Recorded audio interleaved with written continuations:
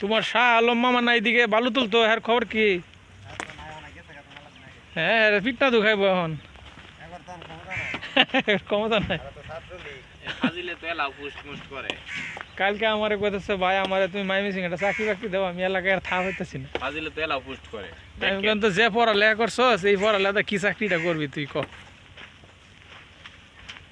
এই জন্য বালু উড়াইতো কোনো অনেকগুলো টাকা মার খেয়ে গেছে, জমি জামা এগ্রিমেন্ট দিয়া আরো লোন উড়াইছে 6 লাখ না 7 লাখ টাকা।